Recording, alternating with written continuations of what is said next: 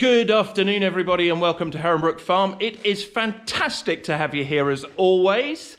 So we're at the end of the third week in lambing, and as usual, we're going to give you a bit of an update. So it's the third week of lambing, the second week of coronavirus lockdown. Those of you who are subscribers and are following are probably looking behind me and saying, goodness me, the pen's got fuller. Well, the reason that this pen has got fuller is now every single pregnant ewe is in here, because the ones that were in the singles pen have been moved in here. As we move down, this should all be becoming very familiar to you now. We've got some in the bonding pen. If you can see through the gate, you'll see that that field is empty, and that is because all of the sheep that were in that field, mums and lambs, have been moved out to pasture, and we'll be going off and checking on them later on. What was the singles pen is now the pen for the ones that are not pregnant, the barreners that are still here, or the ones that are poorly. So we've got the ones that we've taken the lambs from them. And as we go further down, you will see that we have also modified the cage pen and made that a lot bigger. If you remember, this is where we keep the lambs that we've taken from their mothers that we're bottle feeding. So lots going on. It has quietened down this weekend. Last weekend was crazy. If you were watching, it was extremely busy. Things have dipped off. That's because the ewes were covered in 2 batches. The first batch have more or less all finished lambing, and now we're waiting on what we call the singles, the second batch, to start lambing probably on Monday. It's Saturday today, probably on Monday. So there's a few things to show you today, quite a bit going on, so let's jump in.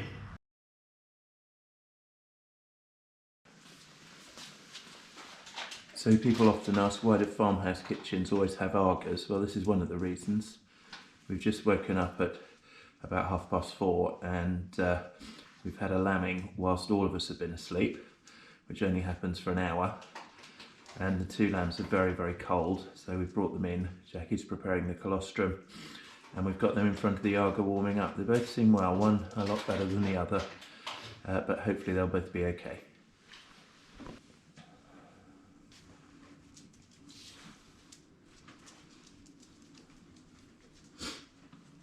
Not sucking. It's just started to suck then. It's just starting to warm up a little bit, but it's not very responsive, this one. This one's great. Obviously I want to get this one in first. They've just been abandoned by their mum. It's all very scary for new ewes, and some of them take to it really instinctively. Others are terrified at what's just happened with no idea of what's going on, which is why I'm so meticulous about being there for every birth, if I can be. Inevitably, you can't catch every birth. There we go, that's better. You do need them to swallow the tube down. You can't just stick it down the throat, and the first time it wasn't responding at all. There we go, little one. Smashing. I think with this is called a lamb reviver, because that's exactly what it does when you do this. All right, little lamb.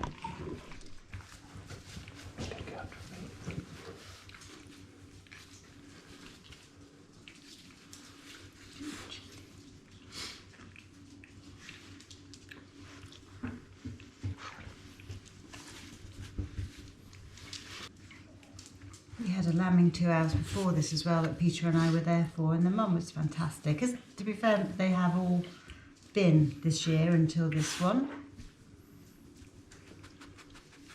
A lovely set of twins earlier. Is that going in? Yes, it is. It's thick because mum's got no colostrum. They're not going to get any colostrum from mum, so you double dose basically. And it's much thicker, so it goes down much slower. Nearly finished. So what have you just done? So I sprayed iodine on the navel, on the umbilical cord, which in the case of this one is really long. So it The most likely route of infection into a newborn lamb is through that umbilical cord. So I've just sprayed it. It's already looking perkier, isn't it? Yes, it is. That is what it says on the tin. Lamb Reviver. Yeah, that's the first time it's held its own head up. There you go, little chickadee. I'll put that one over here.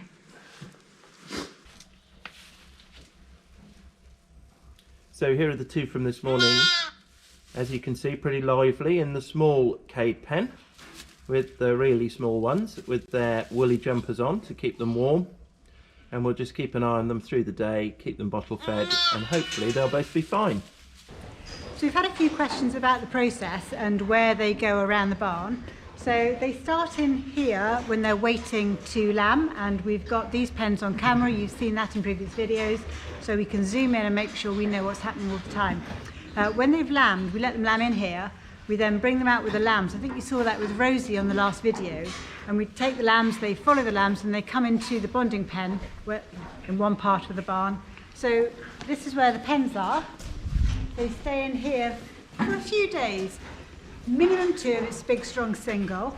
If they need a bit of extra help, so the lamb that had the pulley legs, that was in here for 6 days, because I won't put them out until they're ready to move on. So these are some triples that were born the other day. In fact, from the board, these were born 2 days ago, so they are good and strong. They'll go out tomorrow. So these ones were born on Thursday, these triplets. These were born on Friday. I want to show you this little lamb here, as it has the most unusual markings.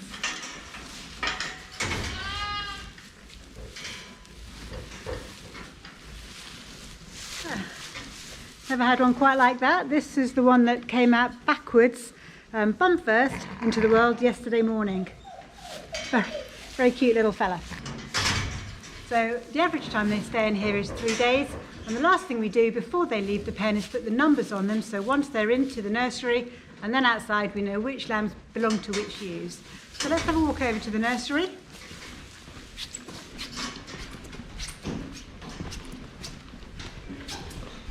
We've just got 2 in here at the moment. We turned out 6 yesterday. So the lambs we have in here now, these little ones were in the pen for 6 days. That's the one with the pulley legs. And then the other mum, actually, she was also in a pen for 6 days. She had a very difficult time birthing, and she also retained her placenta, so she's also had issues. So these will stay in here another 1 or 2 days before they then go out to grass.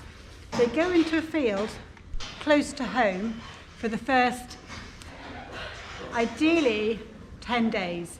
And so literally either the field behind the barn or the field by the house. And we can keep a real close eye on them, check them 2, 3, 4 times a day, make sure that all is well, pick up any issues immediately. So we had a ewe that wasn't really producing enough milk, so her lambs were permanently hungry, and so we brought 1 lamb back in to the barn to join the cage. So that mum is now out with 1 lamb, so she'll be happier, the lamb will grow better, and the one that we brought in will be better for it as well. So we keep them close for those first 10 days outside. When they're about 2.5 weeks old, we then take them to the fields a little bit further away. It's only a couple of miles away, and we can go down there once or twice a day and check them. But once they're out there, we know that we've got through all those initial teething problems. So the little lamb we showed you last week that had the very pulley legs, it was joints were bent the wrong way. It's this little lamb behind me here. So for Flynn and his family, who took a particular interest in it, as you can see, now completely fine. It takes a bottle, which it really enjoys. And what we've been doing multiple times a day is giving it a bottle and using the time to just stretch out, warm and stretch the tendons, so that those legs, those joints, have completely straightened. So it's now perfectly normal, healthy lamb. So these are our lambs which aren't yet, our caves aren't yet ready to go into the bigger pens. Now you saw 2 in front of the Aga that have been abandoned by their mum at birth. This was one of them. And if you can see this picture, I know it's a bit strange showing a phone on here, but its back legs were completely flat out behind it. It could not stand. Its hock joint bent both ways completely. So another lamb with a few issues.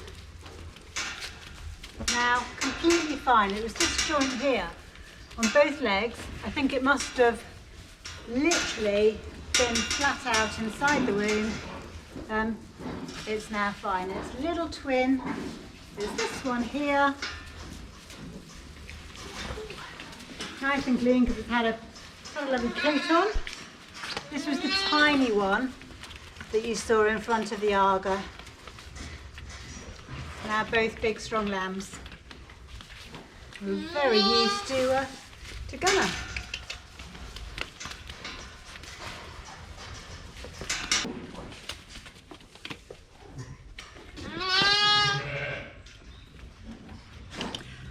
Hi, I'm just updating the board at the end of this week. So we have had 47 of the ewes have now given birth to their lambs.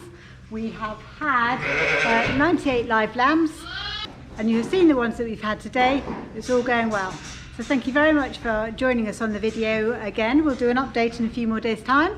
So we look forward to seeing you then. If you like what you've seen, please hit like and subscribe, and we'll see you on the next one.